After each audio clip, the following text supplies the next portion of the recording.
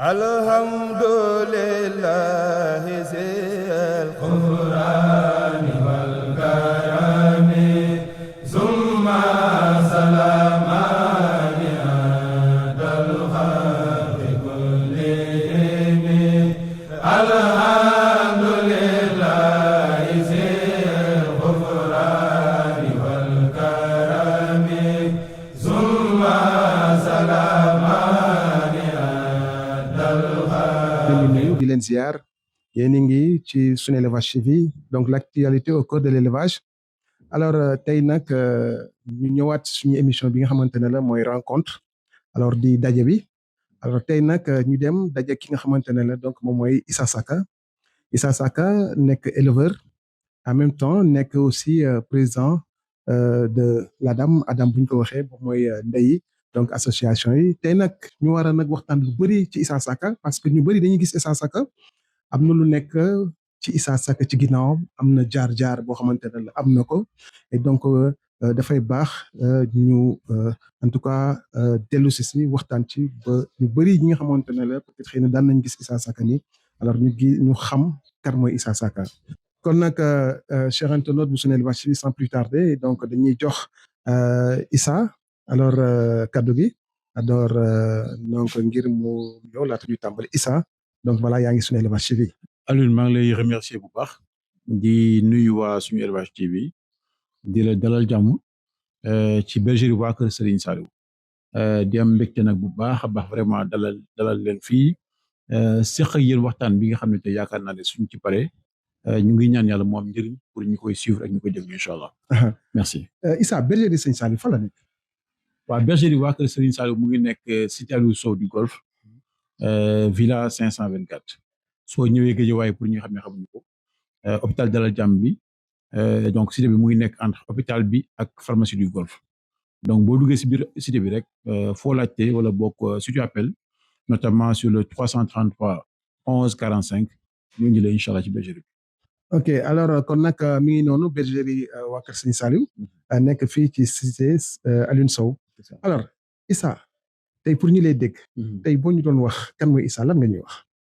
C'est une question qui est très large wax sa bopp yombul mais damay faral di wax ne man li ma gën a neex si li may oowee mooy taalibe Serigne Saliou yàlla dimbali na ma ba ci càmm gi beaucoup d'éleveurs noonu lañ ma oowee mais su ma doon résumer rek de façon assez simple dama naan Issa donc nit la boo xam ne mu ngi juddoo Pikine màggee Diamaguène jàngee Université de Saint-Louis liggéey naa Nations Unies pendant plus d'une quinzaine d'années nekk nag un passionné d'élevage wax dëgg yàlla sama càmm moom si suñu waxtaan bi ci ñëwaat mais vraiment lu yàgg-yàgg la loo xam ne vraiment dama ko màggale mais daal nit koo xam ne laa ku bëgg càmm la nit ku social la aussi nit koo xam ne vraiment li ma gën a neex la mooy dund taalibe waaw su ma ko bëggoon résumé daal mooy taalibe Serigne Saliou quoi. taalibe Serigne Saliou. voilà mais Issa ñu bëri xamuñu woon nekk Issa c'est un pur produit de la banlieue. waaw c'est vrai am na ñoo xam ne umpale nañ ko. waaw ñu bëri umpale nañ ko. waaw c'est vrai waaw c'est vrai parce que bon ñu bëri may gis à travers les réseaux wala ci élevage bi mais effectivement man maa ngi màggee entre Diamaguène Sicap Mbao vraiment quartier yooyu quoi vraiment je suis. quartier Nandite yi. waaw quartier Nandite yi. quartier Ndala. waaw. Ndala. quartier Ndana ni. effectivement. ah macha allah. waaw wax dëgg yàlla. am na solo mais Issa tey yow ak càmm. lan moo leen boole. une très longue passion. parce que sama premier sujet bi ma am maa ngi ñaanal sama wajur bu góor yàlla na ko yàlla dolli leer yokk ko ay xéwal ci fi mu tëdd maa ngi ko jënd mu ma ko jëndal précisément en 92. 92. waaw donc boobu xale bu ndaw la te bi ma ko jëndal sama benn voisin papa boo xam ne mu tudd Vieux Ndiouk toujours en vie macha allah maa ngi ko ñaanal yàlla mu yokk ko wër laa doon dem këram di fréquenter doomam mu nekk sama meilleur ami ma gis xar bi bëgg ko quand j'en ai parlé à mon père mu ne ma dinaa ko jënd quand on est parti voir le vieux wax ko prix bi nekkoon jamono jooju 90 000. 92. waaw. une brebis gestante avancée. bi ma koy pare mu ne ma non c'est pas possible xar 90 000 du ma jënd mais j'ai insisté finalement il l'a acheté pour moi donc depuis lors pratiquement tàqalikuwuma ak xar quoi. boobu ba tey. boobu ba tey sauf pendant le temps bi ma nekk université. te bi may dem bi ma amee le bac. j'ai dû vendre les sujets que j'avais à la maison parce que boobu sama rakk yi xale lañ ñu ko ñor. mais toujours avec l'esprit que bu ma ñëwaatee Dakar wala en tout cas su ma paree jàng automatiquement j'allais reprendre. donc am naa benn période de 4 ans 5 ans. boo xam ne da nga def break. mais teewul bu ma ñëwoon vacances. maa ngi wër xar yi. donc mel ni passion bi ba tey ñu la topp. non c'est une longue passion. musuma ko bàyyi. musuma ko bàyyi vraiment. alors boobu moo doon première phase bi. oui maintenant après ñu mën a considérer ne que ne benn moment da nga arrêté woon. ndax ñàng mi parce que yaa ngi koy wax bi nga demee fële ci daara ji kawe di université alors ba nga dellusee. ba nga ñëwaatee ci càmb gi. alors naka la demee bi ngay ñëwaat. automatiquement après bi ma ñëwaatee Dakar. parce que maa ngi woon Saint-Louis. dama jënd xar. automatiquement après la maîtrise jëndee xar mais c'était pas vraiment le top qualité quoi. dama doon def xar ma romb rek. nga jënd ma jënd. il m'est arrivé même plusieurs fois dox si mbedd. gis pël yi. ñoo rey xar ma waxaale jënd. dof du doyal sagar. voilà dama doon jënd effectivement ba bëri ay xar lool macha allah. alors noonu laa nekkee ba quand j'ai déménagé à Ouakam. parce que bi ma jógee Diamaguène en 2010 j'ai habité à Ouakam de 2010 à 2015. c'était pour me rapprocher de mon bureau en fait. ok parce que maa ngi Almadies. mais j'ai eu la chance instant boobu ma dëkkee Ouakam. ma rencontré grands éleveurs comme Jean-Pierre Mendy. comme Matar Niang. entre autres Manel Fall. voilà ay Manel xam ne voilà. mi ngi Gambie actuellement grands éleveurs yoo xam ne. bi ma leen rencontré à Ouakam. ils m'ont un peu ouvert les yeux sur l'élevage moderne. sur laadum bi. sur réalité laadum bi. parce que boobu amoon naa quelques laadum mais c'était pas voilà. laadum yi nga xam ne moom lañ xam quoi. mais quand j'ai commencé à fréquenter Jean-Pierre dem Bergerie tous les jours bu ma wàccoon rek. Jean-Pierre borom Birima. kër Jean-Pierre lay jaar. 19h. laay nekk des fois ba 21h avant de rentrer chez moi. donc ils m'ont initié, ils m'ont fait comprendre les choses. Ils m'ont fait découvrir le laadum dans sa vraie nature quoi. Et ça a renforcé la passion chez moi. Donc Jean-Pierre m'a donné le sujet après. Matar Niang m'a donné le sujet après. Et me reprend sama élevage nag de façon un peu plus structurée. Même bu nekkee ne jamono jooju encore les moutons étaient restés chez ma mère à Diamaguène. Donc tous les jours j'y allais. Tous les week-ends j'y allais quoi. Mais donc ils m'ont vraiment fait passer le cap en tout cas à ce niveau-là. alors bu nekk deuxième phase bi nga dugg ci vraiment puis nga am ci nag jaar bu école bu am solo. parce que tey soo ñi nga lim ci tey ci élevage. muy grand Matar Jean-Pierre. et donc du lim Manel. c'est des gens yoo xam ne nag qu'on connaît dans l'élevage. absolument ce sont des icônes vraiment. voilà c'est des icônes. mu mel ni yow jaar nga ci école donc bu am solo. mais ginnaaw si. naka la demee. waaw ginnaaw si. comme xam-xam du doy. xamel du doy. bi ma nekkee si ñoom nag. ça a un peu aiguisé ma curiosité. may gën di dem di visiter gars yi dem di ànd ak gars yi di xoolee xar yi. je me suis rendu compte que bon amoon na ay xar mais nekk te man dese woon naa lu bëri. mais comme ba léegi xar yi ñu woon kër mère bi li ma bëggoon dëgg-dëgg mënu ma parce que xar dama gis ne il faut nga am temps pour ñoom. donc j'ai patienté ba quand j'ai acheté ma maison ici en 2015. dama ñëw rek avant même de refaire la maison. j'ai construit des enclos. enclos nga njëkk a construire. billahi defar ñaari mbaar si suuf si ruq bi noonu quoi aménagé ko voilà dem jëndal sama sujet. et puis mu tombé après c'est le Saladam 2016. Saladam 2016. mooy sectoriel yi mooy bi nga ñëwee. ma ñëw dem. laaj j'étais parti nag très confiant. parce que boobu. jàppoon naa ne xar yi baax nañ suffisamment. voilà maa ngi toppatoo xar yi j'étais chez moi. l'environnement s'y prêtait. mais bi ma génnee ma gis ne c'est vrai maa ngi woon ci yoon. mais j'avais encore du chemin à faire. parce que malheureusement sectoriel boobu j'ai été éliminé. mais contrairement à beaucoup de gens ça m'a pas découragé. ça m'a donné plus envie de persévérer. et ça m'a aussi permis pendant une semaine boo xam ne ñu woon ci foire bi. ma visiter beaucoup d'éleveurs en même temps. 200 et quelques box. voilà ma gis ne. laadum bi am na fu mu toll. donc man waroon naa liggéey encore une fois. donc quand je suis revenu du sectoriel. dama def une sélection. trier xar yi. oo benn waay boo xam ne sama waay dafa naan dama dégg Modou Sarr. mu ngi Seras. ma ne ko ñëwal sama kër mu ñëw ma ne ko jëlal xar yi. il a pris les sujets. yoo xam ne maa ngi jënd ay 1 million 1 million 5. ma jaay leen ay 300 000 400 000. nga bazardé ko. bazardé yëpp. parce que man yàlla dafa dogal su ma nekkee ci mbir bugguma nekk si ndaare yi bugguma nekk accompagnant man moom damay nekk ci peloton tëdd la ma bàyyi man naturellement noonu la mos a mel et comme demoon naa ñu éliminé ma dama ne il faut que je revienne en force.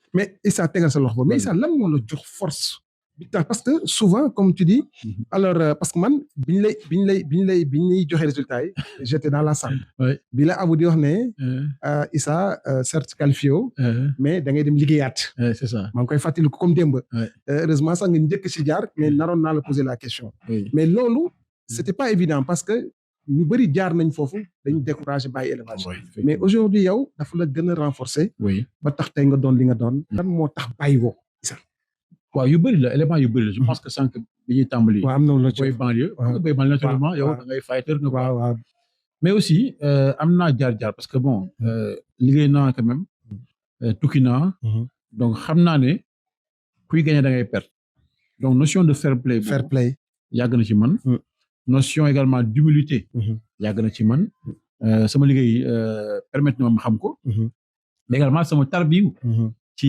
yoonu mu nekk talibé également dimbali na ma si et puis aussi amoon naa envie vraiment de d'être parmi les éleveurs yoo xam ne te xamoon naa loolu boo découragé bàyyi doo ko am donc gëmoo li nga def voilà donc il fallait me trouver une solution et la solution c'était de revenir mais de revenir d'une autre façon et puis il y a aussi le fait que pour man élevage sama ñaan mooy ma def ko éternellement et que mes enfants reprennent le flambeau donc même bu nekkoon ne tey jii les éleveurs ñëpp dañu bàyyi élevage man duma bàyyi élevage man dama bëgg xar donc loolu aussi taxoon na ma am beneen motivation supplémentaire donc il y a beaucoup de raisons d'éléments qui ont fait que j'ai en aucun moment pensé me décourager et beneen bi aussi tamit Issa mooy non seulement gis nañ ne lii am par la suite parce que tey bu tu fais partie des meilleurs des éleveurs yi nga xam te ne la en tout cas ñoo nekk ci kaw des meilleurs éleveurs tey référence nga ci élevage yi mais aussi tey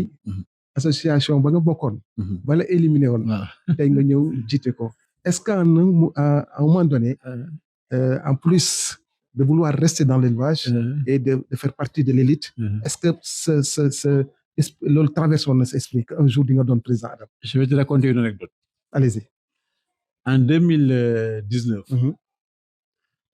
dañ taxaw Saladam CICES man Youssou Agne ak Jaafara Seck Jaafara mooy doon Aldibo waaw Jaafara Agne mooy doon Bagdad ñu nekkoon les détenteurs vraiment du buzz du Saladam ñu taxaw ñu seq ma nii ñu photo wu may leen Saladam 2020 wala 2023 maa koy organisé nga wax leen ko barki Serigne Saliou Mbacké c'était en rigolant c'était en rigolant c'était pas un projet en tant que tel mais yàlla dogal na ko mais xam naa ne man Serigne Béthio daf ñu yàgg wax nañu et après laa xam ndax que c'est Paulo Coelho qui l'a dit que croire au hasard c'est ignorer l'origine des causes. Tu peux répéter s'il te plaît? Croire au hasard c'est ignorer l'origine des causes. Ignorer l'origine des causes. mooy dara du am lu yàlla namul lu xew rek même suñu discussion bi ça peut sembler ni banal mais yàlla tuddoon na ko pare donc man noonu lay doxee te man j'y ai toujours cru absolument man jàppoon naa ne yàgg man ak yow dinañ toog non forcément yow dinañ jàkkaarloo donc c'est pour dire que hasard amul quoi mais donc loolu amoon na donc bi mu ñëwee aussi yàlla dogal ko voilà ñun on l'a pris avec philosophie aussi xam ne du woon une fin en soi ñun ñëw ci élevage pour ay postes wala pour diriger yàlla moo ko tuddoon si ñun rek point c'est ça nous est arrivé on a fait ce qu'on avait pu faire et puis on passe à autre chose mais du woon vraiment un projet une fin en soi quoi honnêtement exactement alors Issa nga jaar foofu yëpp alors en tout cas am gëm-gëm ne man dinaa ñëwaat am gëm-gëm ne te su ma ñëwaatee dina am lu ma wone dina am fu ma loo xam ne dinaa ko teg ci kanamu nit ñi alors waxuma sax xar yi nga fi indi joto njëkk indi mais sa yéeg podium da nga ñëw participer mais après gis nañ par la suite après da nga ñëw yéeg podium alors ñëwal ñu ci en tout cas jour bi nga sa xar njëkk a yéegee podium Issa lan nga sentir ak moment boobu sa xel ci ni mu dem non de la fierté parce que naturellement éleveur yëpp nga wax ñu tamit ban ki la woon Alors naturellement déjà donc amoon naa beaucoup de fierté, beaucoup d'honneur, et ça m'a encore revigoré. bi ma njëkk a yëg podium mooy doomu Maxu Sëy bi ma Dramé joxoon mu tuddoon Bousso. tudde woon sama doomu jigéen mu nekkoon une femelle mythique de la bergerie aussi. ñu dem sectoriel ñu dem CEP mu def meilleure mensuration. Par le fait du hasard après finalement on l'a mis en deuxième place d'ailleurs mais sur le classement c'était la meilleure brebis parce que moo gënoon meilleure mensuration yi. mais xar boobu vraiment man non seulement yokk na ma envie mais également jox na ma beneen renommée parce que xar la woon boo xam ne ci doomu maxu yi xar bu ràññeeku woon am ay mensuration am bind aussi. Et puis ça m'a permis de comprendre que éleveurs yi en réalité xar la ñuy topp effectivement. Parce que quand j'ai eu des sujets yoo xam ne ñu ngi commencé di jënd ci foire ñu leen di ràññee gis naa les visites que j'ai eues par la suite. Donc nit ñi ñëw ñoon pour Issa Saka en tant que tel mais pour la qualité des sujets qu'il voulait voir ou bien qu'il pensait voir chez moi. Donc loolu aussi nag daf ma gën a comprendre loo que liggéey bi c'est mettre le curseur sur la qualité. moo tax sama bergerie man le credo le logo qu'on a c'est la qualité, un point, c'est tout. Rien que la qualité. Rien que la qualité. Toujours la qualité. Toujours la qualité. Encore la qualité. Encore la qualité. Donc ñun lu ñuy wut mu yéex mu gaaw c'est la qualité. nekkuñu si nappante nekkuñu si naxante. yàlla mooy dogal mais suñu curseur fi ñu ko teg mooy être parmi l'élite de l'élevage. Parmi l'élite de l'élevage. Alors chers internautes bu Sen Élevage TV ñu ngi leen di rappeler que ne alors ñu ngi si émission à la rencontre de alors tey nag ñu ñëw rencontre ki nga xamante ne donc moom mooy Issa Saka borom bergerie waa Kër Sëñ Saliou alors ñu nekk fii alors cité Alioune Sow. Alors Issa maintenant commencé nga dugg ci en tout cas foire exposé jàll nga exposition ba yéeg podium te affaire bi nee nañ l'appétit vient en mangeant. C'est vrai. Voilà ñu gis ne après par la suite aussi foire yu bëri Issa day ñëw day yéeg podium mu mel ni léegi lu naturel la. mais dafa am beneen tey lu mu la bëgg a laaj mooy en tout cas bi ginnaaw bi nga xoolee yéeg saytu jënd commencé defar sa projet sa xar yow. dans ton projet c'est quoi façon sa xar. sama façon xar d'abord xar bu wër. yàgg naa ko wax si suñu réseau yi. ma ne lu coow li bëri. bu ñu fàtte la question de la santé. parce que xar bu njoolee xar bu guddee xar bu rafetee. te amul santé du am njëriñ pour éleveur bi du am njëriñ pour élevage parce que pour nga mun koo utiliser mu mun la profitable il faut mu yàgg si yow un temps soit peu. Effectivement. Donc bu wërul du am njëriñ. Donc man xar bu wër d'abord. Après bien entendu comme tous les éleveurs et contrairement à ce que beaucoup de gens pensent man xar bu njool la bëgg en réalité. mais ñii dañu wax ne xar bu am doole nga bëgg. non c'est le contraire dama am xar bu am doole. am rëy. parce que dama nekk di construire une base. damay liggéey fondement. fondement nag soo bëggee teg ci étage yu kawe da ngay fexe mu dëgër. parce que mooy soutenir bâtiment bi. si tu as un bâtiment R+4 boo xam ne fondation bi dëgërul mais pour mu effondrer wu day gaaw. effectivement donc dama def sax benn retour en zone.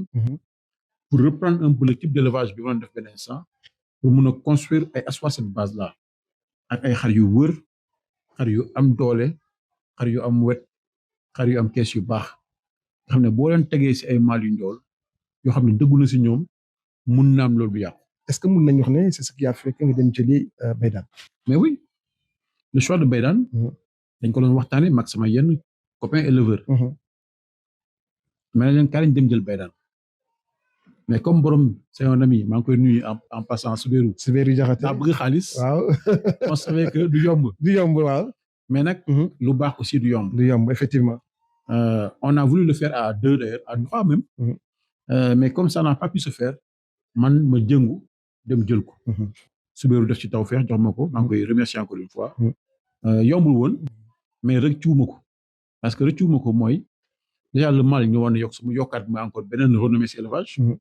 yokk sama bergerie renommée mais defal na ma base boo xam ne tey jii le champion César yaa am doomu Baydane la. doomu Baydane comme mu mel ni tey base bi tey Baydane moo ko.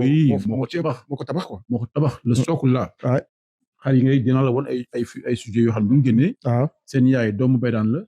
ay sëtu Baydane lañu donc base bi dafa constitué essentiellement waa Kër Baydaan la donc vraiment c'était un choix boo xam ne s'il fallait le refaire dinaa ko defar inchallah je l'ai pas regretté du tout te bi ma ko téwee aussi après 1 an jaay naa ko un prix boo xam ne c'était pas mal aussi donc y a pas de pertement waaw lépp daal da nga ci gagné quoi lépp tawfeex la tawfeex waaw alors léegi nag Baydaan ñëw na dugal na fi def na fi benn base alors gis nañ aussi par la suite César ñëw na mais César dafa soxee ko ci Baydaan alors dañuy ñëwal ñu tuuti ci César parce que César quand même il a impressionné les éleveurs il dafa marqué élevage César bi mu ñëwee alhamdulilah sant yàlla César comme je t'ai dit yaayam doomu Baydaan la et pour la petite histoire yaayam laa njëkk a jënd yaayam nga njëkk a jënd waaw dama jënd la femelle chez Souberou dem bëgg fa beneen femelle mu ne ma non du ma la ko jaay ma la ko jaay ma mal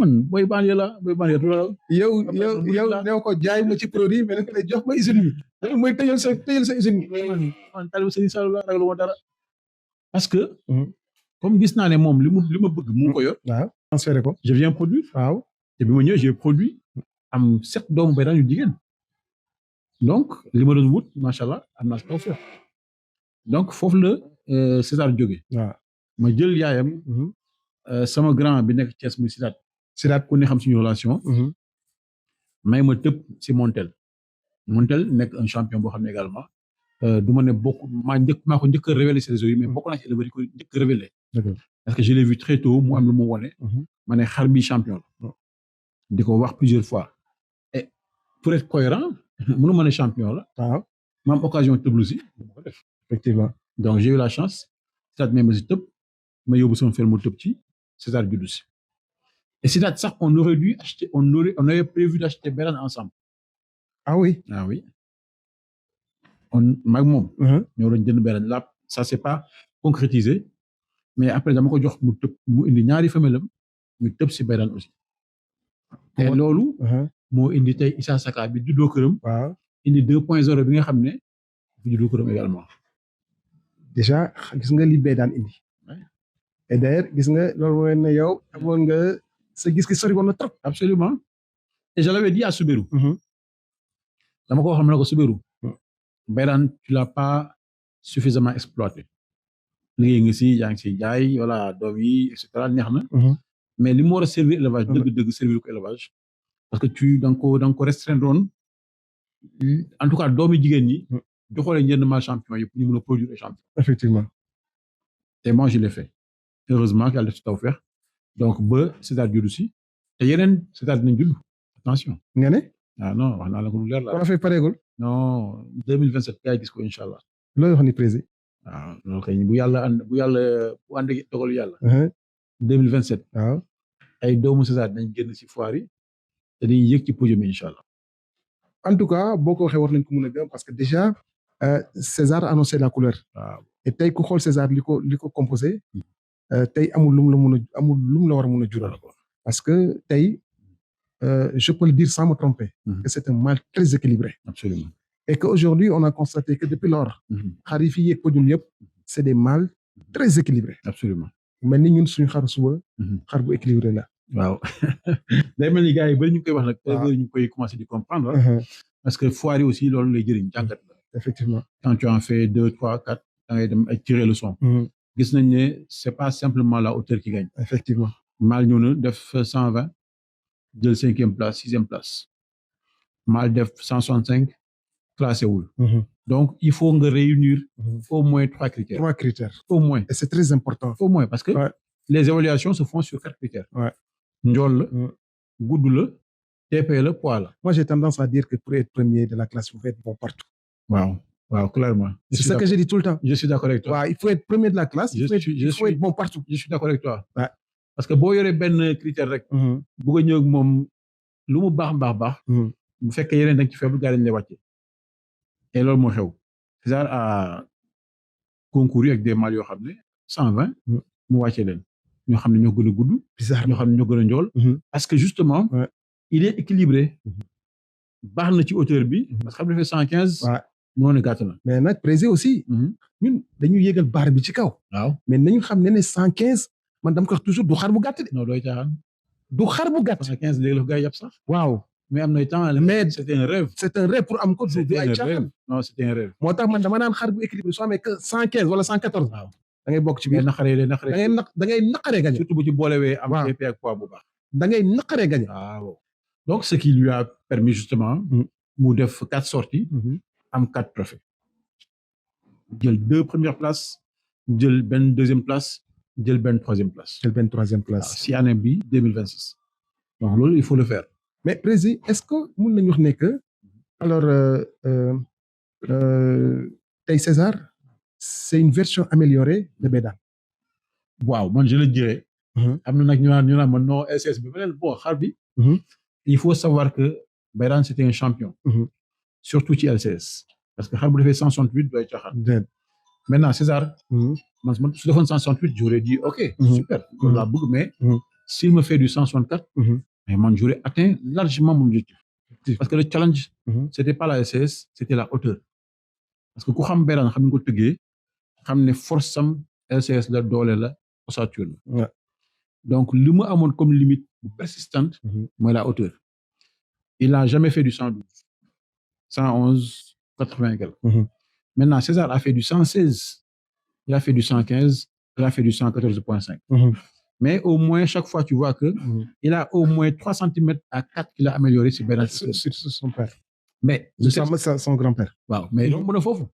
TP bi de Bédane Bédane a fait le maximum c'était 141 et 141 doy caaxaan mais César a fait du 145 et a fini par faire du 147 si âge boo xam ne c'était à 3 ans donc la marge pour qu'il aille au-delà elle est encore là donc man gëm naa que s'il sort encore inchallah à 3 ans et demi en 2027 bu defee 162 163 defal ma benn TP de 150 attention de mais président est-ce que du loolu moo tax nga am fitu jox gars yi rendez-vous Sonadel 2027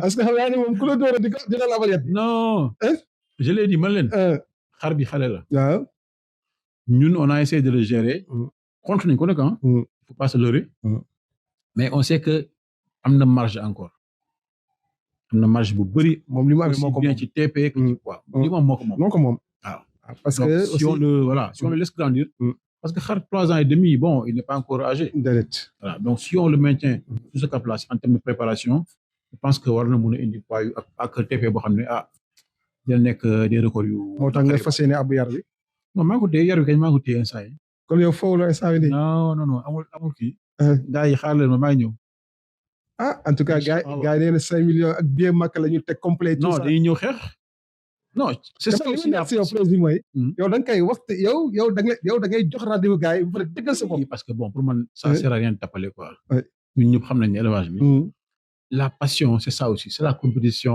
c'est un peu le jeu def ko ci fair play voilà fair play la quoi boo demee ñu dóor la nga ñëwaat préparé wu ñëwaat quoi donc man vraiment dama naan gars yi bu nekkee dañuy liggéey ba pare ñëw ci passion bi pour déstresser wàcce suñ coono ba pare li fa wàcc stress mais jaru ko non jaru ko nga bàyyi président da ngay dóor gars yi di ree di waxtaan dañu war a ñëw di kaf di ree di leen dóor di kaf di ree buñ la dóoree nga ree ba dóoree ree mais oui cher internaute bu Senelevage TV dégg ngeen du président wax alors mu nekk lu am solo et donc voilà moom c'est sa nature moom lépp lu muy def ci xol bu neex wax yu neex et donc voilà ci la koy defee di wax rek toujours ñu ngi ci rencontre bi nga xamante ne am nañ ko ak le président Issa Saka et donc fii ci bergerie alors Sëñ Saliou ci donc alors cité Aline Sow mais président mu nga ñu defal un petit résumé ci en tout cas trophée yi nga am durant ton parcours alors ginnaaw bi ñu jógee ci set bi waaw ginnaaw set bi y a eu donc Bousso comme j'ai dit après il y a eu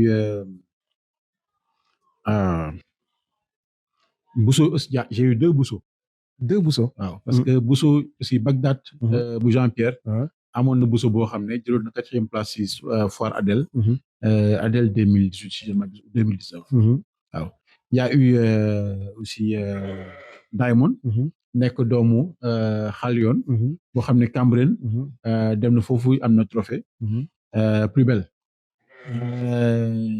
César nag vraiment mooy le mal moom mooy moo ma indil vraiment trophée yi mu gën a neex parce que yenn trophée yi neex na mais vraiment un mâle adulte juddoo sa kër je pense que la sensation est différente donc moom première sortie bi mu def moo doon ADEC Cambérène mu def deuxième place après mu ñëw Renly Ramadan des éleveurs mu def première place ak du 116 159 BLCS mu ñëw Adel jël troisième place derrière Grand Mara ak Daaru Xafoor serewoon foofu nag mooy sama challenge waaw ñëpp ñooñu moom daanaka ñëpp génn non ñooñu moom foog mu kii yàlla leen waaw day am remake non mënul ñàkk buñ dawul waaw foog ñu sëggaat bëre après il a fini nag ci avec Adela donc terminer la saison vraiment en beauté Adela mu jëlaat première place machallah voilà mais am na aussi doomu Issa Saka bi génn foiru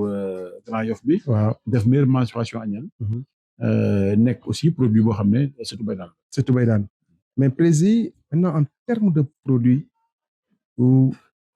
naka lan nga gis ci production bay daan waaw une certaine constance parce que bay daan comme j'ai dit la am na ko tëggee donc am na benn constance bu mu def ci xar yu jigéen ñi surtout ci xar yu ci am wet am doole TP yu baax ossature également bu baax kon moom lu mu amee da koy indi ci ay doom ak xar yu wër aussi doomu jigéen ñi bay daan ay xar yu wër lañu macha allah je vous rappelle que chers internautes Sunella TV tout à l'heure dinañu présenter donc ces produits et donc voilà voilà xar yu wër lañ donc vraiment loolu moom gis naa ne systématiquement dafa doon def ci doom yi quoi donc kon tey mun nañ ne c'est le jackpot donc tey déjà ñu ngi koy wone donc physiquement su taxawee soo ko xoolee bay daan macha allah donc mi ngi su duggee ci foire yi même chose donc dafay jaayu xar la boo xam ne day neex a xool ensuite bu yéegee ci podium yi donc dafay classé oui absolument voilà il y a eu plusieurs fois deuxième place bay daan yi ma teewlu bokk Sam Adel am na un troisième boo xam chaque fois jël na deuxième place ak aussi ay mensuration yu baax a baax macha allah ok alors Prési gis nga fi nga tàmbale ak fi nga daan waaw tey boo amoon jàngat tey boo ñu ci jox wala boo ñu ci defal lan lay doon à mon avis c'est la persévérance boo nekkee ci mbir nga bëgg da nga ciy dem ba jeex nag ak patience xam ne mbir yi xëy sotti mais bu nekkee teg woo tànk yaa ngi ci nekk saa su ne gis def Pastef yàlla mën na defal tawfeex ba fi nga bëgg nga yegg et dañuy faral di wax ne xaar la donc c'est une valeur boo xam ne à mon avis elle est extrêmement importante ci l'élevage xaar bi beaucoup de gens sax dañu me reprocher ma non yow tu es impatient mais en réalité dañuy am benn lecture boo xam ne c'est simplement la perception parce que man j'ai fait des recrutements yoo xam ne def naa ay choix def échec dellu ginnaaw ñëwaat et cetera donc pour man ñàkkuma patience mais ñi lay gis ci biti mën nañu am impression que yow da nga yàqamti fekk ñu xamuñu ne bon yow yaa ngi sa stratégie yaa ngi liggéey et cetera et puis voilà résultat yi en tout cas mooy tax ba finalement dañuy voilà lii la ñu ut mais man jàpp naa ne ku ci nekk daal bañ a yàqamti persévérant bu yàggee dara dina xew incha allah bu yàggee dara dina xew et donc voilà la jeunesse tey ñi nga xamante ne la tey ñu ngi ci biir élevage bi ñi nga xamante ne ñu ngi war a bëgg nañ dugg et donc je pense que ça c'est une belle leçon et donc nekk na loo xamante ne la tamit lu am solo lool lu ngeen war a mun a jàpp la di jàng si jàngat ko donc pour en tout cas fi ngeen jëm ci alors ci kanam mais Prési maintenant pour li nekk sa kanam donc de manière générale berger déjà atteindre nga benn niveau bi maintenant après pour lu nekk ci kanam naka nga ko fas yéene doxalee c'est-à-dire que parce qu'il faut maintenir le rythme voilà maintenant après dem ci beneen niveau maintenant est-ce que mën nañu ci ñamal Prési waaw continuer sur la même lancée maa ngi koy wax récemment ci benn waxtaan ma ne boo defee dara mu dig la da nga fay delluwaat donc laal naa montel bi gis naa résultat bi delluwaat naa ci montel laalaat ci montel bi dugal naa beneen doomu montel actuellement j'ai 2 fils de montel maintenant war leen fas yéene boole wala dama bëgg un peu consolider li ma laal ci montel bi ok mu tax ci parce que César bi dans sa production gis naa ne am na fu mu jeng jëm selon bien entendu les brebis mais pour ma sulli li nekk ci moom ci montel dama dem jëlaat beneen doomu monteur boo xam ne yaayam doomu dëggool naa la ko woon après c'est un jeune mâle que j'ai acheté il y a pas longtemps jëlee ko sama doyen Lamine Diagne maa ngi koy remercier moom bëgg naa ko teg si doomu César yi bëgg naa ko teg si yenn doomu Baydaan yi bëgg naa ko teg également ci doomu parisien yi te am naa yaakaar ne bu juree voilà dina yóbbu bergerie beneen level incha allah niveau ban niveau la non yokku rek yokku cere dolli ñeex waaw mooy xar yu gën a am maturation parce que base bi déjà am na fi xar yi gudd nañu xar yi rëy nañu xar yi dëgër seen yaram yi seen tànk yi dëgër na assise yu baax la maintenant yokk lañ hauteur bi ce n'est pas plus mal que ça donc tey jii aussi il faut comprendre la réalité de l'élevage xar yi am na fu ñu toll ci ay maturation mooy quand on dit des femelles de 115 femelles de 105 106 107 soo bëggee jonganteeg ñoom aussi même bu nekkee LCS poids TP baax na yokk sa hauteur aussi day gën a baax kon affaire bi daal amul taxaw non amul taxaw da ngay xalaat di daw yokku cere dolli ñax la parce que man damay naan élevage bi il faut savoir anticiper absolument parce que même booy xalaat sax da ngay daw di xalaat parce que soo taxawee di xalaat gars non parce que boo taxawee di xalaat gars yi fekk la gars yi raw la gars yi dañ lay raw non mais tu as raison élevage moom liggéey bu dul jeex la liggéey la boo xam ne moom amul teggi tànk boo ci nekkee sax sa waa kër boo amul ndimbal ñu comprendre la dañ naan non pas bi day defal ni quoi c'est vrai de amul teggi tànk ci nekk en permanence et nekk boobu c'est physique c'est financier ça prend du tout c'est énergique lépp la waaw lépp la te gis nañu résultat bi waaw mais bu ci nekkee bu yàggee rek day feeñ waaw mais nekkantu si nii non nii mi raison non soit tu es là-dedans ou bien tu n'es pas là-dedans waaw élevage moom dafa fiir kon nag dégg ngeen ko gagné amul nekkantu ci non da nga ci dem ba jeex non wala nga toog da nga siy nekk wala nga nekk accompagnant rek waaw accompagnant aussi tu peux décider de bon man dafay bëgg gars c'est un choix aussi mais man moom nekkuma dans l'accompagnement damay ñëw pour être dans le peloton de tête bokk ci élite bi lu mu laaj nga def ko mais président lu mu laaj nga def ko ba tax nga arrivé ci résultat bi parce que en tout cas li nga ci def am na solo ci investissement humain ci financier tout ça c'est ça maintenant président xar yi lañ la dellu non bëri na par exemple non xar yi ban jàpp na amul pertement non tegal ñu dara fenn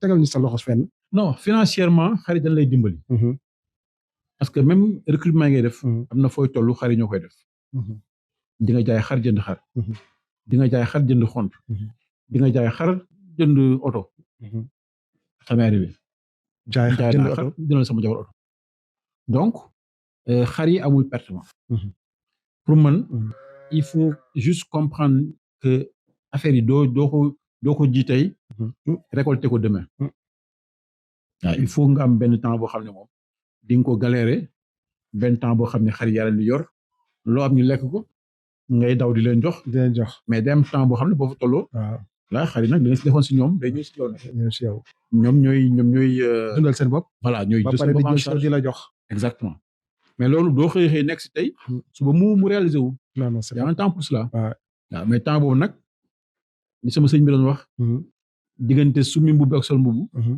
loo mu gàtt daf yaramu nen nekk fa tey sama waaj waaw waxatal ma dégg diggante summi mbubb bu bees ak summi mbubb bu màgget ak summi mbubb bu bees lu mu gàtt daf yaramu nen xëcc mais dégg ngeen Issa kenn xamul tubaab la kenn xamul séeréer la kenn xamul olof la en tout cas moom fu ne lay génne séeréer la en tout cas fu ne lay génne séeréer bu dégg olof la en tout cas nanaam séeréer de nanaam séeréer de kon nag gars yi gis nga ko nee na donc moom alors séeréer la mais séeréer la boo xam te ne dafa dégg olof waaw Aliou si gàttal vraiment xar moom li ma indi bëri na mais li ma jàpp ne moo ci ëpp solo sax mooy c'est pas du matériel mooy le bien-être xam nga xar yi boo ñëwee wàcc sa kër wàcc sa liggéey ñëw sa kër fekk yaa ngi si coono yaa ngi ci stress loo sonn boo ñëwee fii coono bi yëppay wàcc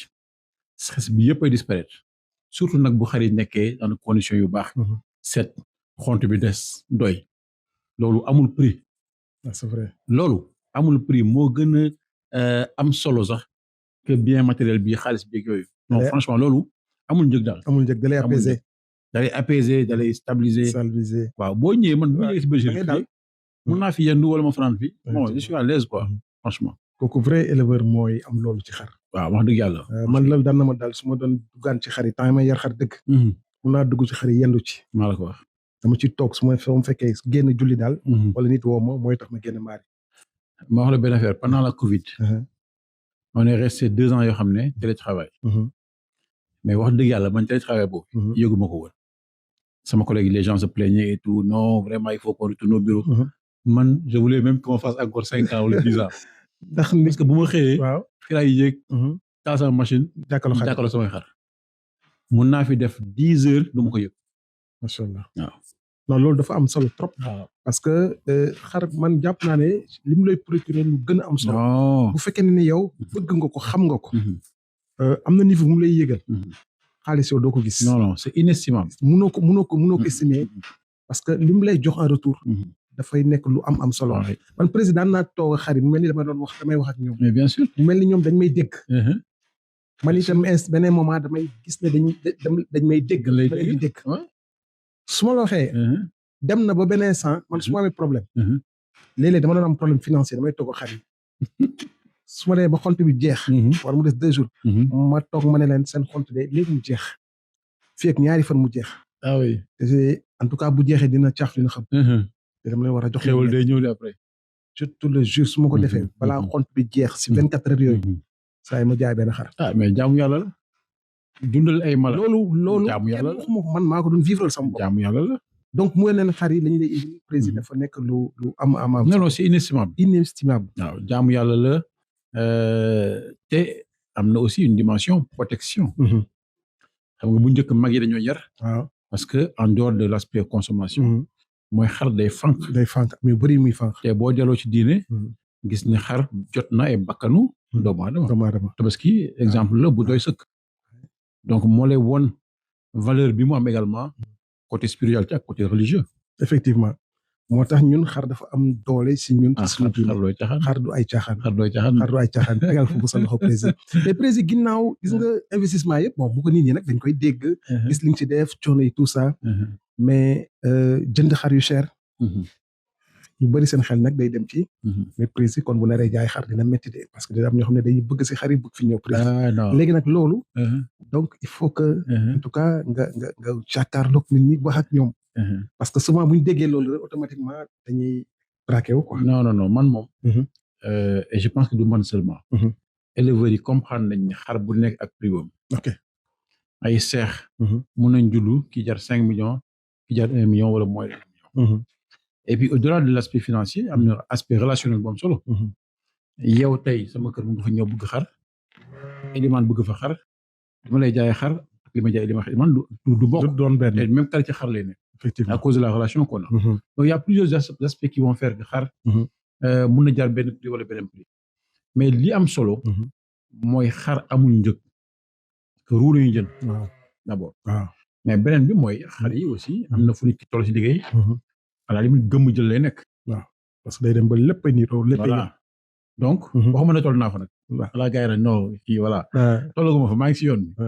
mais quoi qu'il en soit. nekkuñu di ñoddi ay prix. à cause de ce qu'on a construit si bergerie parce que loolu la bergerie c'est d'abord pour ñun. waaw on a construit la bergerie pour suñu bien-être. pour bien-être xar yi. donc duñu annexé suñuy prix xar. en fonction de ça. non. ok kon nag gaa ñi leer na. donc fii. mun nañ ne daara la. këru taalibe la. absolument kon nag gaa ñi bu leen ragal dara. non. jaay naa fi prix bu nekk. waaw bu leen ragal dara. kon dégg ngeen ko. donc président wax na ko ci gémmiñam. kon nag loolu moo am solo. président nga rappeler ñu rek pour ñu fi bëgg ñëw. rappeler ñu waat adresse bi ak numéro téléphone bi. donc ñu ngi cité Aliou Sow du Golf. villa 524. pour ñu xamul cité Aliou Sow boo ñëwee ba rond-point Cheikh Béthio. pour ceux qui viennent de la banlieue notamment wala en tout cas de Pikine Guédiawaye wala des régions. rond-point Cheikh Béthio moo taqaloo ak hôpital Dalal Jàmm bi. donc boo dépassé hôpital bi rek juste première porte mooy entrée cité bi. pour ceux qui viennent de la ville wala des parcelles. pharmacie Golf repère la. VDN 3 repère la boo ñëwee ba Malibu rond-point Malibu. tu fais le tour du rond-point en allant vers Guédiawaye. donc derrière l'hôpital am na benn porte d'entrée pour dugg cité bi donc ku dugg cité bi moom foo ñu owee rek incha allah ñu indiqué la quoi. kon nag mi ngi noonu gaa ñi leer na yomb na et puis vraiment képp ku fi bëgg a ñëw rek donc boo déggee ni ko président expliqué rek def naa ne doo réer président sànq yaa ngi wax ci xar yu wér. yaa ngi wax ci xar yoo xamante ne la vraiment dañuy am espérance de vie. te bu ñu nee wér wax espérance de vie. alors en termes de santé animale alors bergerie bi en tout cas fan la ko teg. Au premier plan parce que investissement pour nga mën ko pérenniser mën ko rentabiliser faut nga def ko dans la durée. donc xar bi plus muy gën a yàgg ak yow plus ngay mën a rentabiliser éventuellement donc bu xar bi wërul nag di nga sonn ci toppatoo bi xontu ba sonn fay vétérinaire jënd garab en sachant que garab yi cher na loolu prestation vétérinaire aussi yombul te boo deful nag li nga ci bëgg doo ko ci gaaw a am wala doo ko ci am. donc ñun vraiment au premier plan. et loolu dafay jouer même ci investissement bi bu xar yi wëree man bu njëkk dama doon sonn ci vétérinaire dama doon ñëw par semaine may dépenser lu mot ay 100 000 francs ci garab lu ne nga jënd ko ci garab mais maintenant je peux rester ay 6 mois du ma jënd garab. ndax la xar yi dañuy wér. parce que j'en ai pas besoin. c'est bu entretien bi baaxee doo soxla. entretien bi soxla woo ko li may def mooy. déparasiter. hier laa ko def. en dehors de cela dara jënd sa aliment jënd sa koy. donc lay gis ne loolu day réduire bu baax say charges. donc loolu rek ne serait-ce que ce point de vue là jar na ut xar yoo xam ne wër nañu sinon da nga koy bokk vétérinaire malheureusement. donc am na nekk na en tout cas jàngat bu am solo. donc pour ñi nga xamante ne dañuy yar xar parce que bàyyi xel loolu aussi itam daf ci nekk donc lu am solo. alors tey président dañuy génn tuuti ci bergerie bi daal di dem ci vraiment association yi. parce que tey umplewu la ne tey président Issa Saka donc président Adam. donc voilà alors géré na donc association bi. voilà def na fi liggéey bu am solo ak ay ñooñam. alors tey gis nañ ne association yi tey vraiment en tout cas affaire bi xaw na doy waar. alors tey yow ban lecture nga ci am président ak lan nga ci joxe comme recommandation comme gis-gis. bon man contrairement à beaucoup de gens. jàpp ma ne bëri waay association yi jafe-jafe la en soi. parce que pour man ça témoigne simplement du dynamisme. de l'élevage. mais organisation bi. waaw fa laay ñëw. xam nga déjà il faut constater que le fait que ñu bëri. nekkul jàngoro. lu ñu bëri mooy wane que mbir yi mu ngi dox. mu ngi yaatu. éleveurs yaa ngi gën a dugg association yi ngi créé naturellement. mais li manqué mooy l'organisation. mooy on peut être 10, 20, 30 selon. mais bu ñu manqué organisation du ñu dem. day nekk jafe-jafe. donc tey jii on a une fédération qui est là. rôle bi mu war a jouer pour mun a gën a fédérer justement les associations gën a coordonner les choses fexe ba organisation am mu bañ a am télescopage ci foire yi par exemple. mu am benn feuille de route aussi boo xam ne au moins nit ñi même bu nekkee ne amul unanimité ñu amee convention ñu am vision boo xam ne dañ ci waxtaan élevage bi tey jii loolu moo ñu manqué mais jafe-jafe bi en soi nekkul bëri waay association yi donc man à mon avis ce qui nous manque c'est de l'organisation. c'est de pouvoir nous réunir toog waxtaan xool ñun lan lañ bëgg a def suñu élevage bi ban type d'élevage la lan mooy finalité bi wala lan yan finalité lay am parce que mën na bañ a benn finalité seulement. voilà yooyu moo ñu manqué quoi et loolu dañuy def ñuy affaiblir si beaucoup d'autres aspects. alimentation beeg waxtaan bi ñuy waxtaan ak partenaires yi institutionnels wala privé yooyu yëpp suñu manque organisation mooy tax tey jii ñu am benn faiblesse bi vis-à-vis de ces gens-là. kon yow selon toi donc lépp problème bi am yëpp problème organisation. absolument bu ñu ko réglé alors li ci des. parce que xam nga mbooloo mooy doole. waaw mais bu ñu bëree ba pare booloowuñu jafe-jafe lay nekk. surtout ça. mais bëri bi en tant que tel du jafe-jafe. bëri bi sax avantage la atu la. boo xam ne on aurait pu capitaliser là-dessus. pour mun a jàkkaarloo. ay partenaires jàkkaarloo état bi. ñu xam ne ñi kat mbooloo lañ mbooloo mu coordonné la. donc dañuy gën a respecté. effectivement mais bu ñu xamee ne ñun déggoowuñu. kii day wax jaar fii kii wax jaar fële bon en face de l'état dañuy xaw a manqué doole quoi. effectivement. loolu am na solo mais yaa ngi wax sànq finalité. parlant de cela. et donc yow tey. naka nga gisee en tout cas élevage laadum bi par rapport ak finalité bi. tey ñu bëri ñu ngi wax ne que population bi gisuñu seen bopp. aujourd'hui on a les meilleurs moutons en tout cas du monde. en fait parce que en termes de physique tey soo leen xoolee Oui. macha allah alors tey nag ñun am nañ problème bu réel lekk ñu yàpp bu baax bu doy ba pare njëg li cher na alors tey par rapport et donc à ça yow en tant que éleveur en tant que président lan mooy sa gis-gis waaw finalité bi mooy li ma sànq mooy mun na nekk lu divers mun na bañ a nekk benn finalité contrairement à ce que beaucoup de gens pensent ou le théorisent mooy xar yi mun na bañ a nekk rek ndawal mun na nekk ndawal mun na nekk autre chose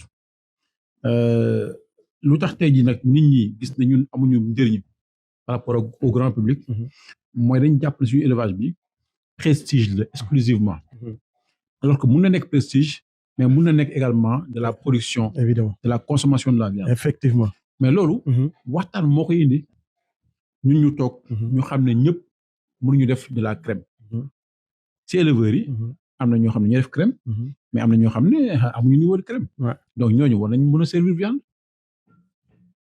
mais bu nekkee ne ku nekk gëm na yow di nga yor moom moo gën keneen bi ku nekk yaa ngi xool sa morom comme concurrent amuñu ay plage yu waxtaanee voilà dañuy dem rek dans tous les sens mais tey jii mën nañu am finalité yu bëri mun na am viande mun na am prestige parce que aussi il faut ñu am courage yu accepter ko naka la nit mën a ñëwee man jënd benn montre 200,000 francs 1 million bu nekkee montre la nga jënd montre bi jar 1 000 francs donc choix da ngay def jënd montre 1 million choix la donc nit ki aussi mën na ñëw ne man xar du seulement ndawal damay jënd xar pour mon plaisir et je suis prêt à mettre 20 millions sur xar waaw comme ñeneen ñu ngi koy defee feneen ci àdduna fas yi jënd ay xar fas milliards am na ay xar yu jar ay milliards sax d'ailleurs si yeneen dëkk yi 450,000 euros donc il faut ñu assumer aussi côté prestige boobu mais ñu xam ne aussi ñëpp ñu egg niveau boobu yeneen ñoo xam ne nag seen xar yi mënul jar ay millions mu jar 400,000 mu jar 500,000 mu jar 1 million mu jar 200,000 te loolu ñi koy jaayee duñ ci perte en réalité mën nga jaayee ay xar 200,000 te loolu ci perte effectivement parce que li ngay xool xar yi annuellement boo ko doon jël ak li ngay jaayee xar yi nga gis ne am na loo xam ne dina ruus jëm si yow donc war ñu rek fixé wu ne damay jaay million sinon man damay échoué non mais loolu yëpp nag ñàkk ko waxtaane mooy jafe bi en soi donc encore une fois je me répète on peut avoir plusieurs finalités mais faudrait-il qu'on en discute faudrait-il qu'on en parle pour que ñu am au moins cette compréhension commune des choses alors président gis nañ ne alors ci mandat bi jeex donc bokk nga si ñi jiite woon Adam alors mun nañ ne alors en tout cas mujjantel bi sax yow rek lañ gisoon comme président yow yaa eggali mandat bi alors mu nekk mandat bu am solo ñu gis seen li ngeen fi liggéey alors mu nekk liggéey bu am solo nga jiite ko donc voilà léegi mandat bi jeex na def nañ assemblée générale bi et donc voilà alors ñu ngi nekk nag ci yoonu defaat tabaat benn bureau bu bees président yow ak sa avenir ak Adam est-ce que lan nga ci mën a wax. non man moom amu avenir Adam man moom. comme j'ai dit sànq rek. sama njiite Adam. dogalu yàlla la. du woon un projet en tant que tel boo xam ne damay ñëw jël association bi diriger ko. yàlla moo dogal ma bëggoon am sama contribution. en tant qu'éleveur. parce que nekk naa ci milieu bi jàpp naa ne élevage capital masse la bu baaxee pour ñëpp la baaxal bu bonee pour ñëpp la bonal donc su ma si mënee indi sama contribution un temps soit peu may indi ko ci.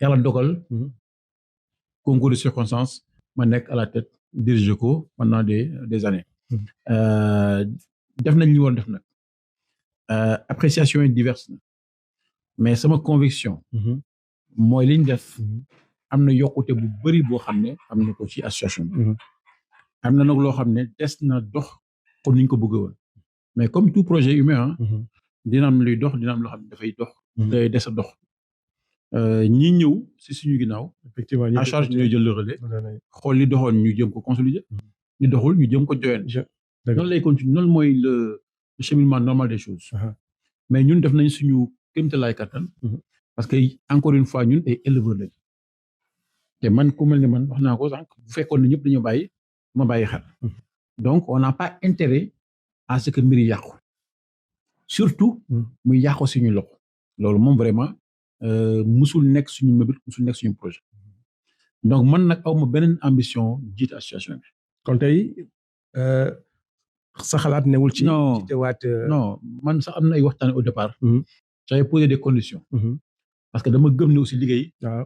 dafa am méthode organisation. boo xam ne bu ko manqué wee. Mhm. coono bi day bëri mais du am résultat. Mhm. li ñuy wax naan fukki nit di gas. waaw fukki nit di suul. waaw pënd day bëri day bëri. mais du am kamp. waaw loolu laay bi mu dal ma. ba tax na. boo jaaree fenn. waaw nga gis jafe-jafe yi. waaw loolu ñëwaat di si dugg. Mhm. consciemment. effectivement. waaw man nekkuma genre boobu. kon tey boo si naroon demaat da ngay teg say conditions. non man wax naa ko. condition bi lan la président. non condition bi mooy avoir une équipe boo xam ne yaa koy tànn. c'est-à-dire dañ lay jox yow dañ lay jël comme président yow nga tànn sa équipe. mais loolu mooy nga dérouler sans difficulté. mais si nga xam ne lu xew mos a mën a xew yow. responsable. Ouais. mais bu nekkee da ngay dem. ak ñoo xam ne bokku leen vision. bokku leen gis-gis. nga bëgg leen manager alors que yow dañ la tànn leen. ñu fal leen au même titre. mais gis nga luy xew. effectivement da ngay ñëw tu as du mal à avoir 10 personnes pour des réunions pour un bureau de 24 personnes. nga ñëw une association comme ça. où tu as 24 membres de bureau. nga am un salaire d'homme boo xam ne da ngay dépenser ay 200 millions. mais tu n'as pas 5 personnes au niveau du bureau. effectivement. en sachant que c'est du bénévolat. da ngay bàyyi sa liggéey bàyyi sa njaboot nekk si pendant des mois et des mois. donc bu nekkee ne yow da ngay def li nga war a def li ñeneen ak ñeneen war a def bon après da ngay comprendre que les gens se fatiguent facilement quoi. donc une des conditions moo doon justement ñu bàyyi la nga tànn sa équipe ñoo xam ne gëm nga ni am ngeen niveau d'engagement bi am ngeen bëgg bi am ngeen vision bi am ngeen liggéey. kon tey bu ñu la ko joxoon nga xam ne dox na bu doxul ñu ne la ça va doxul et là vous vous rendez compte à la limite. te c'est la seule condition. bi tax yow nga war a mën a jël atam. mais sinon man maa ngi sama càmm tranquillement. jaajëf président alors président tey su ma la waxoon tey lan bi nga duggee si càmm. ba fi ñu toll nii tey.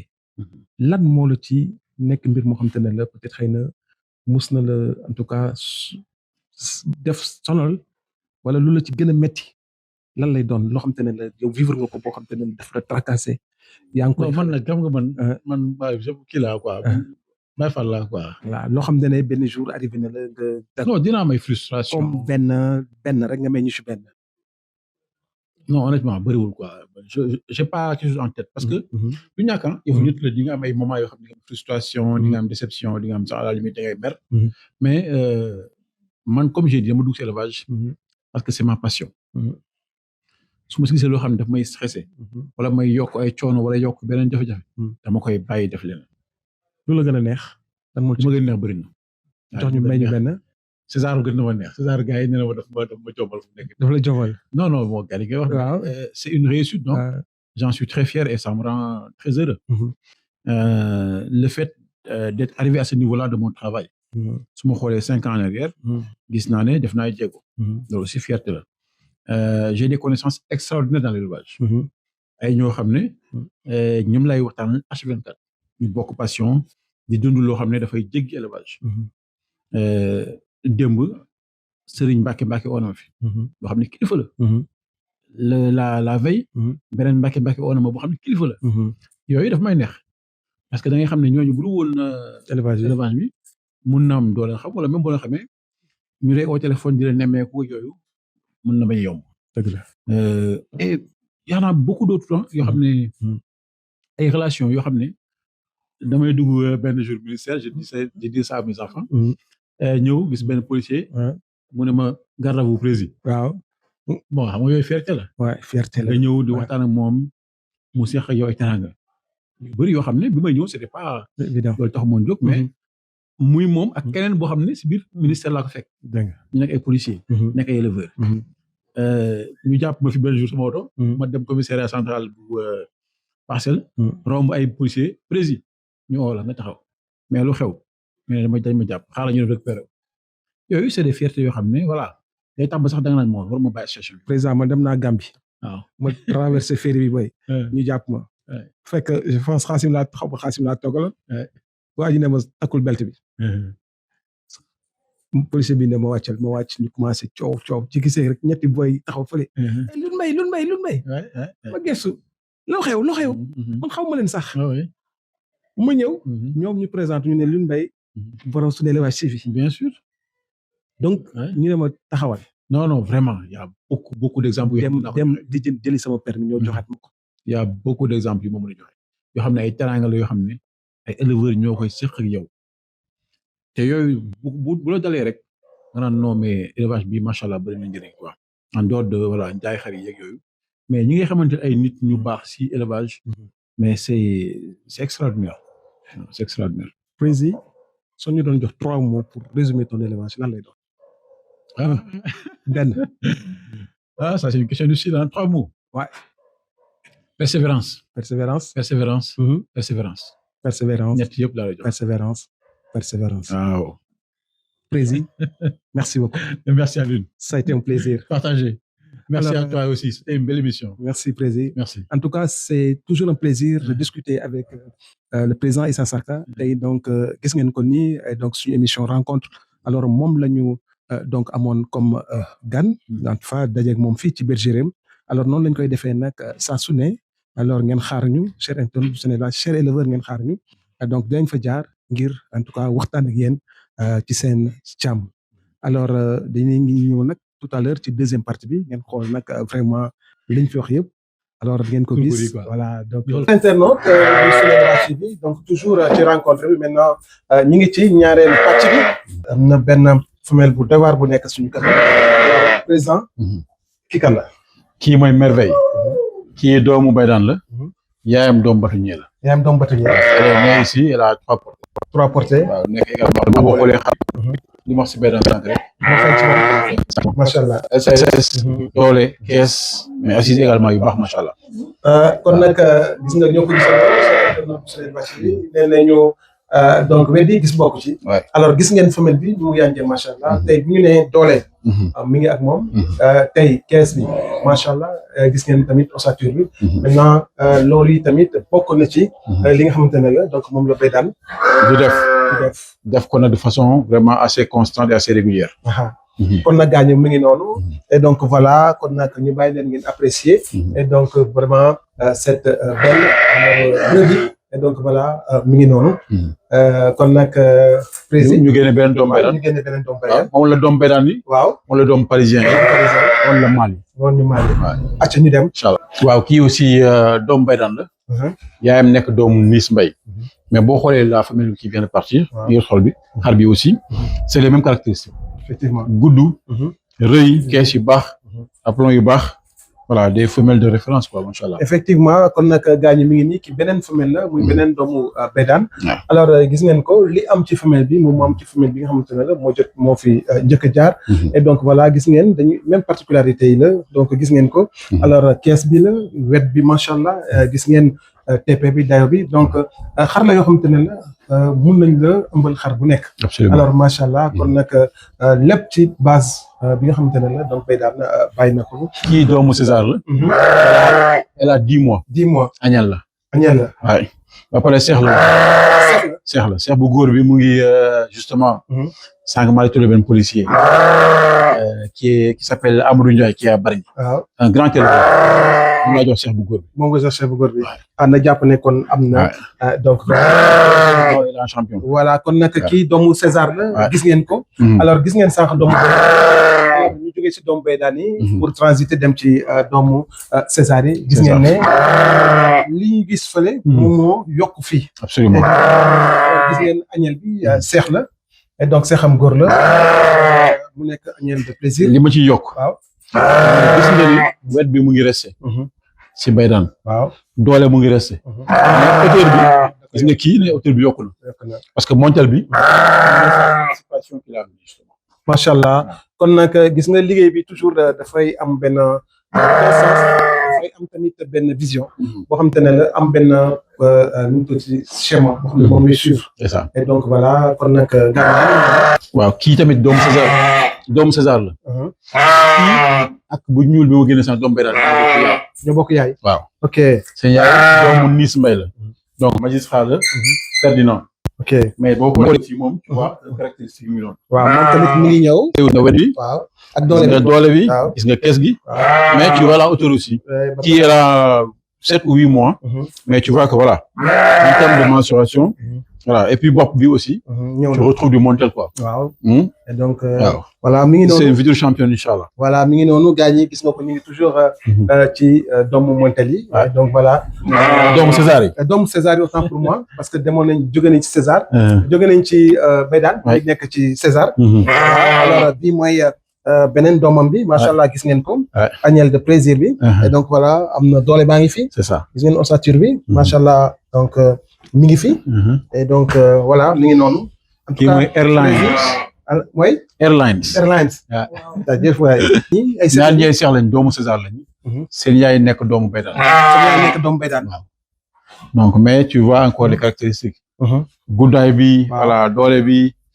ba pare nag yeer bi daal ci yokku si. voilà jóge si Montel bi. voilà Ilimane jëlal ñu kii kenn ki ba pare donc si ñaari seex yi gis nga kenn kaa ngi noonu. waaw voilà elles ont 9 mois. 9 mois 9-10 mois quoi. 9-10 mois. ah oui. alors gis ngeen ko ay seex lañu. Mhm. voilà kenn kaa ngi nii. Mhm. voilà donc toujours ci doomu César yi. Ouais. voilà alors macha allah luñ ci wax rek président mooy xam nga ne lii ku ko gis. Waaw. da bëgg mu nekk sa mbaar. non liggéey la. waaw liggéey liggéey la bu yàgg la. liggéey bu yàgg la. kon nag gars ñi gis nga liggéey bi moom. ça amul revient à yàgg. ce que j'ai dit rek. persévérance persévérance Voilà. persévérance. et puis man damay wax ne affaire bi passion la ginnaaw bi nga ko bëggee.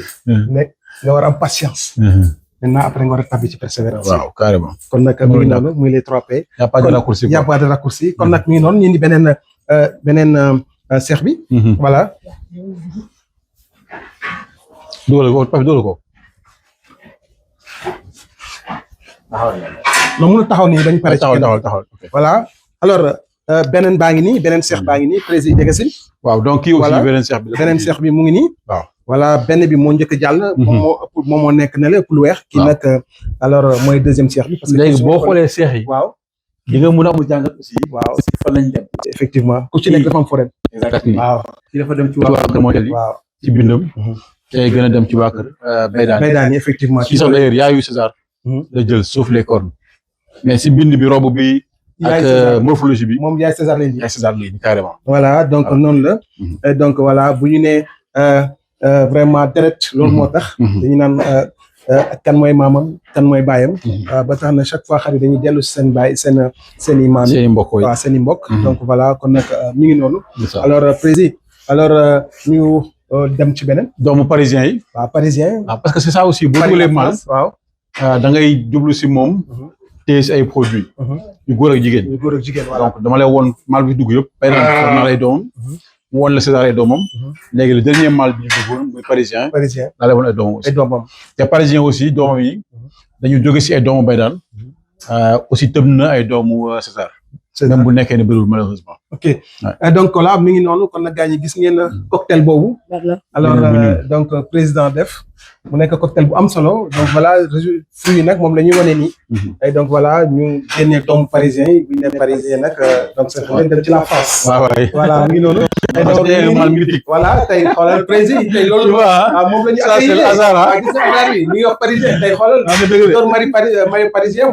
moom parisien la bu extraordinaire macha allah. waaw waay. yaayam nekk doomu Bédane. yaa nekk doomu Bédane. yaayam mooy bu ñuul ma génne sànq. ok. donc kii la feral. Normalement elle est à 5 mois. 6 mois. donc 6 am na mois 6 mois. voilà 6 mois la am doomu Ouais. parisien la. gis nga ko yaayam nekk doomu Bédane. Ouais. kon nag mu nekk une agnelle de plaisir. ah non magnifique. comme sama copain ni mu koy waxee Xaasim. donc voilà. magnifique. voilà donc xar yi la xam te ne kii mooy Aziza. mooy Aziza soo leen gisee xar yu am yaakaar la donc vu seen disposition. donc voilà dañu ne xar yi wér amiin ba pare nag gudd fan. amiin macha allah kon nag. ñoom beneen doomu parisien. waaw ñu ni beneen doomu parisien. gis nga. mokk la guñu quoi. waaw gis nga ko alors beneen doomu parisien nga nii. Ouais. moom tamit gis nga ko en plus. doole bi gis ngeen esthétique bi. c'est ça. macha allah donc alors plus xar yi di gën a ñëw. Ouais. plus di gën a avancé. c'est ça. donc muy moom aussi à 6 mois. 6 mois. et donc voilà. am gis ngeen mensuration am beauté. am beauté. mais kii yaayam doomu xaal yoon. xaal yoon que tu connais le mâle blanc de waaw macha allah kon ñu ngi profité ci occasion bi muy noos am xam ne lekk rek lay def. je confirme. Touré boobu. lekk rek moom békaay moom lekk rek lay def. voilà mi ngi noonu. kon nag macha allah président et donc voilà gaa ñi toujours ci foire bi le mini foire bi nga xamante ne la am nañ ko ci biir rencontre bi wooy leen rek lenn ci li nga xamante ne la ci produit wu bergerie donc bu président Issa Saka mu nekk liggéey bu am solo macha allah et donc voilà mu lay woon benn doomu Issa Saka waaw parce que ça montre également l'importance des relations parce que maillot bi aussi waaw am na jeexital bu baax si élevage non dafa am solo waaw yaa génnee doomu Issa Saka bi am fa nekkoon sax waaw muy relation bi nga xamante ne éleveur war nañ ko am c'est ça ñoom li koy firndeel muy tëb yi nga xamante ne léegi-léegi dañ koy béy waaw ñëwal président en fait ça prouve simplement que moyens yi c'est pas seulement financier relationnel bi aussi moyen bu am solo la bu gars yi di fàtte parce que kii dama may si daal tëb ci baydaan mu juddle Issa Saka nekk un mal champion mu tuddee ma ko may ma ci tëb ma juddle si champion bi waaw champion bi nag na gars yi bàyyi xel waaw elle fait partie des meilleurs produits de la bergerie elle est très jeune génn na def meilleure mensuration annuelle foire Grand Yoff espoir am nañu yaakaar ne bu ñu ko mesuré waaw dina teg mensuration wóor a wóor alors macha allah te loolu nag mayete bi moo ko indi effectivement mayete bi moo ko indi gis nga dafay gën a dëgëral relation yi ba pare aussi yàlla def ci def barke exact parce que en tout cas yéene bi ci am mooy war a toujours yéene fu mu am yéene bu rafet yàlla daf koy barkal yàlla te yàlla ay nit booloo nekk benn yàlla daf lay di gën a en tout cas di gën a wuyu ñu ko ñaanee donc lii firndeel na ko mu nekk donc voilà semaine bu am solo il y a 14-15 mois 14-15 mois donc voilà su ngeen ko xoolee bind bi rafet na macha allah am na dayo am na LCS am na hauteur et li ñu koy ñaanal rek comme li mu wax sànq mooy yal na yàlla bàyyi ko barkeelal ko amiin macha allah amiin en tout cas encore une fois président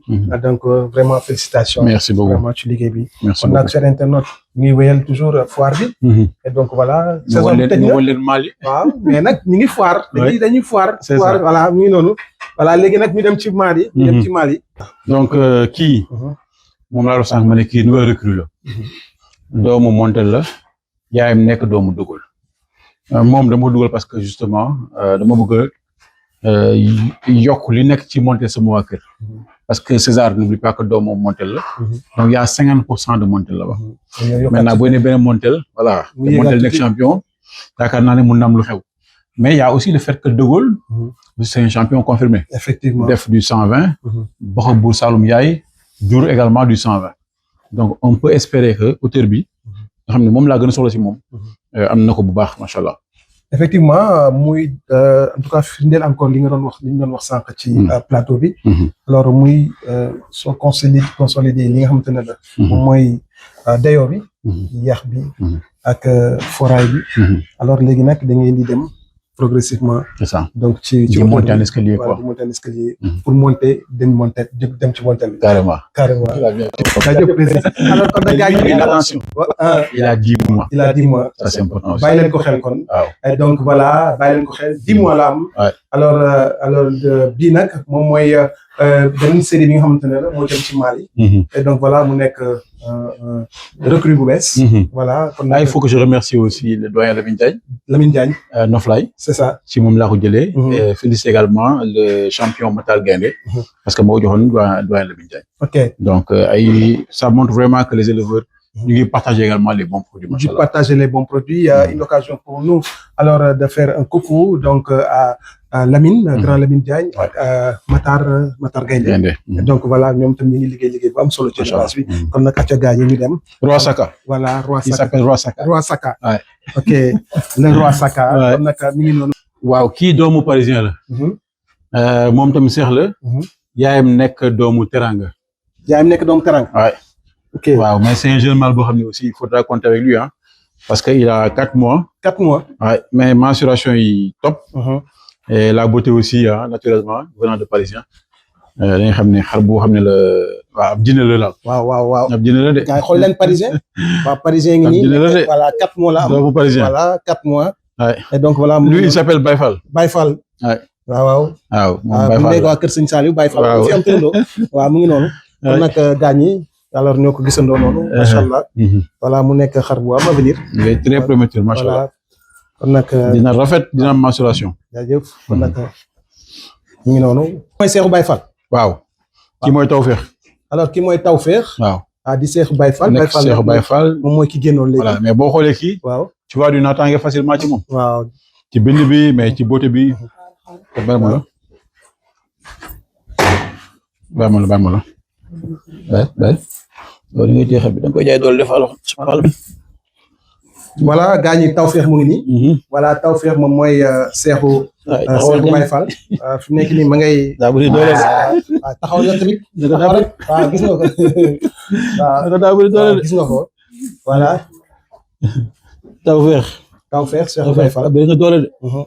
donc ay doomu parisien lañu. ay doomu parisien. voilà parisien gis nga ko pied gauche pied droit. waaw ñaari côté yëpp la mën voilà gis ngeen bi ngeen gisee ay doomam ci jigéen. c'est ça indi na tamit ay doomam yu góor. alors te loolu la ñu xaar ci maal quoi. donc voilà kon nag gaa ñi mi ngi noonu. macha allah jaajëf. alors cher internaute bu SeneInnovation TV. alors tey ñu ngi ci encore ñu ngi ci toujours défilé. Mali ginnaaw bi ñu jeexalee famille. alors am nag beneen deuxième mal bu ñëw. mal bu macha allah bu dewar. xool leen ko. donc qui est bien entretenu. et donc voilà gis ngeen pelage bi. alors gis ngeen aussi tamit ni mu mel. plaisir xar bi plaisir la soo gisee gis nga ossature. si il est beau à voir. voilà il est beau à voir gis nga donc voilà en tout cas xar la boo xam te ne la macha allah. rien à dire. voilà rien à dire. donc soo xoolee poids. dayoo. donc ñu ngi ci moom. président ñu bàyyi la présenté ñu ko. doomu César la. kii mooy Amdi. mais li nga wax sànq par rapport à la constance. xar bi lu nekk ci moom daf koy def. donc doom ji boo xoolee. tu vois la hauteur qui est bien. la LC c'est assez correct. mais da gis ne poids bi TP bi. déjà jël nañ nekk ci baay bi yëpp. exactly. poids bi déjà daf ko teel a jël. exactly. waaw poids bi daf ko teel a et puis grosseur de la tête là aussi. nga ko ak coup bi aussi. da ngay gis ne aussi. yaayam contribué na parce que yaayam. surtout préfet la. doomu nuuru la nuuru doomu var préfet Saloum donc bindam bi aussi. voilà faru ko. daf koy delloo daf koy delloo. voilà daf ko fay delloo. xar mbokkam. waaw xar mbokkam. waaw gis nga ko alors tey comme ni mu ko waxee donc toujours dayoo bi day ñëw. te xar bi aussi tamit xar la boo xamante ne la. alors mun nañu yaakaar ne dina moteur. day moteur parce que tey ak âge bi mu amee. day donc ko xool. tey. buñ la nee César moo ko jur. de la bête quoi. voilà doom ja baay ba. doom ja baay ja. macha allah alors ñu ngi koy ñaanal gudd fan rek. amiin voilà macha allah. et donc mi ngi noonu. gis ngeen ko. te léegi imagine en période de chaleur bu mel nii. waaw mu mel nii parce que souvent aussi tamit loolu éleveur dañ koy wax. su ñu naan ñu ne hivernage. chaleur mais tout dépend de xar bi ni ñu koy gérer. exactly ak environnement. ak génétique am aussi. voilà génétique am génétique am. parce que am na ñoo xamante ne la. naan dof lañu. dara du leen wàccee. dara du leen lekk rëy lekku rëy. jeex na waaye lekk rëy lekku rëy. mi ngi noonu. et donc voilà kon nag ñaay dañ koy ñaanal gudd fan. c'est ça. waaw dañ koy ñaanal gudd fan. c'est ça et donc macha allah encore une fois. acca Kajoor. kon nag gaa ñi daj dëpp gaa ngi nii. macha allah kon nag gis ngeen ko. alors kenn doot ko présenté. dañ koy voilà mi ngi noonu. muy le grand César.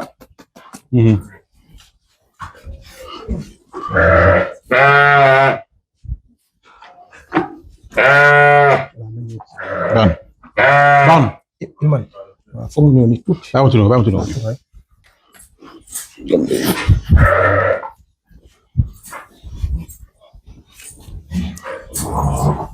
waaw le grand César mu ngi noonu. voilà cher internaute bu SeneInnovation TV. on va terminer en beauté. et donc voilà avec le grand César kon nag mu ngi nii. alors am na si ñoo xamante ne gëjoon nañu gis bi Adela bi. alors tey occasion la pour ñu gisaat ko à travers SeneInnovation TV. et donc rencontre bi kon nag c'est le grand César. doomu bi jàll léegi gis ngeen ko. alors ñu ngi doon wax ci moom. mais tey bu ñu gisee César y a même pas photo. et donc di am en tout cas espoir ne effectivement doomam bi génn léegi ak yeneen doom yi dinañ mel ni moom wala ñu gën ko. inchallah graaw donc prési. voilà César macha allah toujours en forme. une belle forme. ça renforce ce qu'on a dit. lekk rëy lekku rëy. malgré le fait que wàññi nañ lekkam bu baax a baax. du fait de l'hivernage mais du fait également qu'il doit saillir des femelles. gis nga ne carcasse bi ba léegi boo xoolee xam ne voilà daanaan la. yax bi bind bi. assise bi wër gi macha allah. donc c'est un mâle boo xam ne daal moom rien à dire su ma ñemee woon damay wax comme Soubeyrou l'aurait dit c'est une légende. non te man gëm naa ne li commencement parce que tey il nous a fait vivre de bons moments. Voilà et je pense que lu ñu wanagum pour man lancement la. lancement la li ñu koy ñaanal rek mooy yàlla bàyyi ko fi. amiin yàlla bàyyi parce que tey dañu soxla maal yu mel nii. élevage daf ko soxla. lu tax man dañu ko soxla parce que tey dañu bëgg a xar dañu war a am xar yu wér.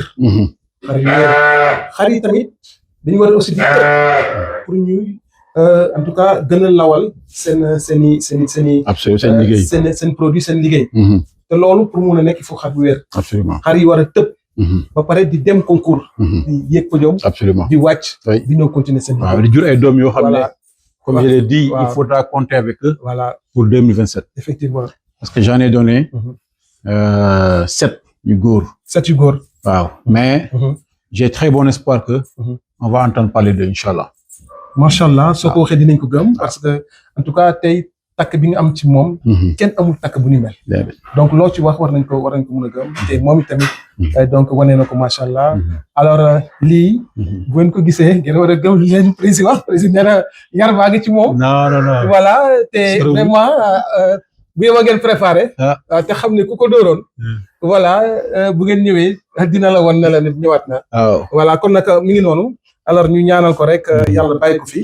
alors mu wér. ba mun a ñëw aussi tamit delluwaat bégal li nga xamante ne la donc moom mooy des passionnés d'élevage. les éleveurs et tout. et donc macha allah et donc vraiment c'est un plaisir. et de voir ces genres de bêtes là. absolument et donc voilà donc élevage rek moo ci gagné. kon nag mi ngi noonu cher internaute bu SeneIlevage TV on va terminer donc en beauté. avec le grand César. donc mu ngi nii donc de la bergerie. et donc voilà waa Kër Serigne Saliou moom mi nga xamante ne aussi tamit. moom moo clôturé en beauté la saison. donc voilà. kon nag président vraiment ñu ngi lay jaajëfal. maa ngi lay remercier bu baax avec toute ton équipe. Cheikh bi kaay leen. ñoo nekk ci bergerie bi. la Dream Team voilà mooy Dream Team bi en fait c'est ñu ngi noonu moom mooy. Serigne Saliou gis nga ko. Cheikh baa ngi noonu. et donc voilà ñoom ñoo nekk ci bergerie bi donc la relève. assuré papier ngi nii Moussa ñëwul. sëñ Moussa waaw. non bokk na si kay. waaw bàyyi ko ñëw si la bokk. maam Cheikh voilà. donc Dream Team baa ngi noonu. voilà kon nag gis nga gaañ yi. li leen président waxoon sànq. nu mu neexee parce que tey gis nga ko moom famille am daf leen xiirtal ci li nga xamante ne donc moom mooy élevage bi. di leen ci tàggat. nekk lu am solo. à travers l'élevage mu leen di jàngal adduna. donc dafa nekk lu am solo ñoom tamit ñu nekk ay xale yu yaru. xale yu déggal seen baay.